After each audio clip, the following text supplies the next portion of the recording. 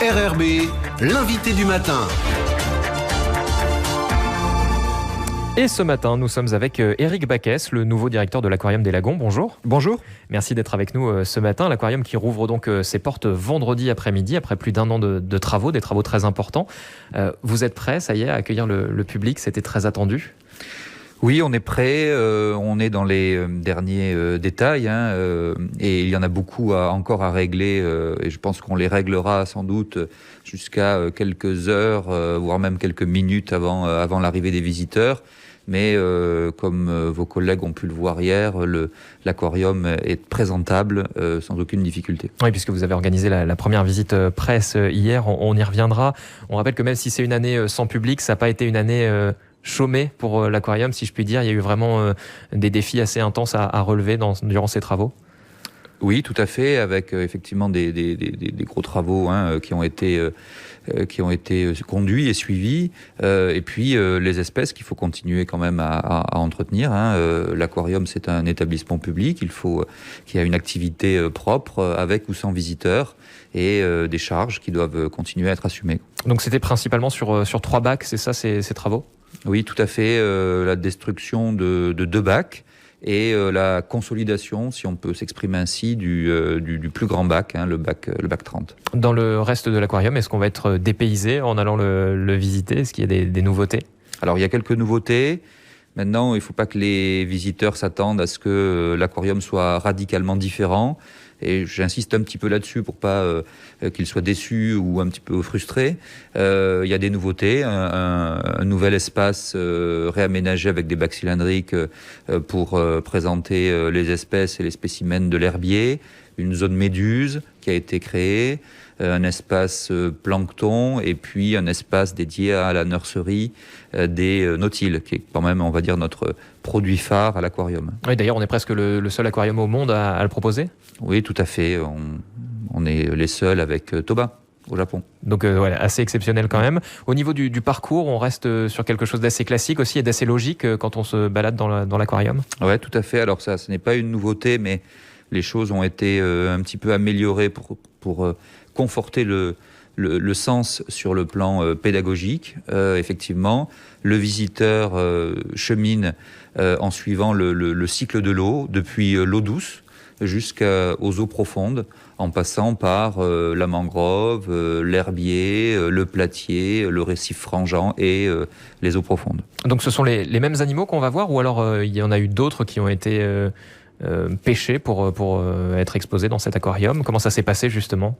Bon, un aquarium, ça bouge et ça vit. Il y a régulièrement des animaux qui doivent être changés, soit parce qu'ils décèdent, et puis il y a des collectes qui sont faites régulièrement par les équipes de l'aquarium. Donc il y a des nouveautés, oui, effectivement. Je suppose que les équipes de l'aquarium, justement, ont hâte de retrouver le public, parce qu'un aquarium, c'est avec son public qu'il vit aussi. Oui, c'est vrai que la perspective de réouverture recrée, on va dire, une dynamique un petit peu d'émulation et redonne vie un petit peu à l'aquarium et à ses personnels, quoi. Il y a aussi quelque chose d'important pour l'Aquarium des Lagons, ce sont les expositions temporaires. Ça va reprendre à partir de l'année prochaine seulement ? Oui, tout à fait. Une exposition temporaire est en cours de préparation. Je ne vous en dirai pas plus parce que les choses ne sont pas encore complètement déterminées en termes de thématique. Mais ce qui est sûr, c'est qu'elle ouvrira ses portes à la fin du premier trimestre 2022 pour, je l'espère, le plus grand bonheur des visiteurs. Et parmi les visiteurs, il y a aussi beaucoup de scolaires qui se déplacent sur l'Aquarium des Lagons. Il y a vraiment une visée pédagogique à cet outil. Oui, c'est une des 2, on va dire, ou 3 grandes missions de l'aquarium, la sensibilisation des jeunes générations à la préservation et à la protection de l'environnement marin. Donc réouverture, on le disait, dans un contexte tout particulier de crise sanitaire, il a fallu aussi s'adapter aux mesures qui vous sont demandées. Oui, tout à fait. Donc on est tenu par la réglementation en vigueur d'ouvrir avec 2 conditions, sous 2 conditions. D'abord un protocole sanitaire qui garantira le respect des gestes barrières et qui induit pour nous l'abaissement de la jauge des visiteurs à 300 personnes en simultané dans les locaux de l'aquarium, alors que habituellement l'aquarium peut en accueillir près de 600 personnes, donc on a réduit de moitié pour pouvoir respecter, on va dire, une surface par visiteur de 2 mètres carrés par c'est très théorique, hein, mais c'est les calculs qui ont été faits, et l'impérieuse nécessité pour les visiteurs de présenter leur passe sanitaire dès qu'ils sont adultes, hein, puisqu'il s'impose qu'aux personnes adultes. J'insiste sur ce sujet-là, puisque nous serons très vigilants et on ne pourra pas accueillir des visiteurs qui ne présenteront pas leur passe sanitaire, alors quelle que soit sa forme, hein, carnet de vaccination ou QR code sur l'application Tous Anti-Covid. Et avec le port du masque pendant toute la visite. Exactement, ça fait partie effectivement des gestes barrières qu'il nous faut respecter et faire appliquer. Donc 300 personnes en simultané, ça veut dire que si la jauge est pleine, il faudra repasser plus tard, il faudra patienter? Oui, alors on n'a pas souhaité organiser l'ouverture en segmentant au niveau des horaires et en faisant de la prévente. On espère juste que tous les Calédoniens, enfin les visiteurs qui voudront venir le vendredi n'auront pas l'idée de venir tous au même moment, même si on redoute un petit peu ça, on s'adaptera. Hein, il faudra qu'ils soient un peu indulgents aussi. C'est un peu nouveau aussi de gérer à la fois une réouverture et un contexte sanitaire en même temps. Tout ce qu'on espère, c'est qu'il n'y aura pas trop de déception et de frustration liées aux attentes dans les files d'attente, quoi.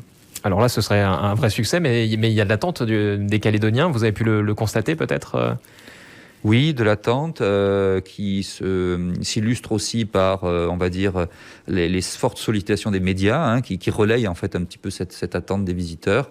Je crois que les visiteurs attendent, les Calédoniens attendent aussi de pouvoir un peu revenir à une vie à peu près normale. Je dis à peu près parce qu'elle ne sera pas tout à fait normalisée, mais c'est vrai qu'on espère pouvoir offrir un peu de bonheur aux Calédoniens, leur changer un peu les idées et qu'ils oublient peut-être un peu le quotidien un peu morose actuel. On va rappeler les horaires d'ouverture justement pour que les gens puissent s'organiser et peut-être ne pas arriver forcément à l'ouverture. C'est 14h, c'est ça, vendredi ? 14h vendredi, alors jusqu'à 21h, mais la dernière admission c'est 20h. Hein, il ne faut pas venir à 21h à 9h-5. Hein. Et puis le lendemain matin, à 9h exceptionnellement, jusqu'à 14h, dernière admission 13h. Puisque nous serons confinés après pour le reste du week-end. Et le reste de la semaine, après, ce sont des horaires classiques ? Horaire classique à partir du mardi, puisque le lundi est férié, et le lundi est aussi le jour de fermeture de l'aquarium. Donc le mardi, les horaires, si on peut les redonner, c'est horaires de journée, ouais. C'est les horaires classiques, 10h, 17h. D'accord, donc là, le conseil, c'est quoi ? C'est de prévoir 1 heure à peu près pour voir l'aquarium ? L'aquarium se visite en 1 heure, 1 heure à 1h30 en fonction du temps qu'on passe devant les bassins. Bon, en 1 heure, on a fait le tour. D'accord. Et pour avoir les yeux qui brillent, on peut passer un petit peu plus de temps aussi ? Oui, pas de problème, il n'y a pas de décompte. Vous pouvez rester le temps que vous voulez, dès l'instant où on respecte les 300 personnes dans l'enceinte. Donc pas de réservation ? Pas de réservation pour l'ouverture classique et les horaires classiques. Et on rappelle donc passe sanitaire, port du masque, etc. Exactement. Merci beaucoup Éric Baquès d'avoir été avec nous.